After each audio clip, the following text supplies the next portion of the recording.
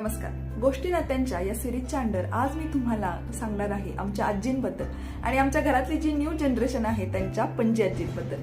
आमच्या आजींचं एज आता 95 इयर्स आहे. तशा आमच्या आजी थकलेल्या आहे, पण खरं पाहता आमच्या आजींचा मूळ स्वभाव हा खूप कडक होता. आपल्याला हे माहितीच आहे की त्या काळचे जे लोक होते ते थोडेफार असेच असायचे सगळेजण, पण तरीही आमच्या आजींचा आमच्या सर्वांवरती खूप जास्त पॉझिटिव्ह इम्पॅक्ट आहे. त्यांच्याबद्दल मी या घरात जेव्हा आले तेव्हा मी खूप ऐकलेलं आहे आजींच्या बद्दल आणि मी ते अनुभवलं सुद्धा आणि याचा मला खरंच खूप छान वाटतं, खूप भारी वाटतं की मी थोडा वेळ आमच्या आजींच्या सोबत स्पेंड केलेला आहे. तर आमच्या आजींचं एक तत्व होतं की आपल्या आयुष्यामध्ये आपल्या कामावरती आपण कॉन्सन्ट्रेशन करायचं. इतर कोण काय करते इकडे तिकडे बघत बसण्यापेक्षा आपलं काम आणि आपण.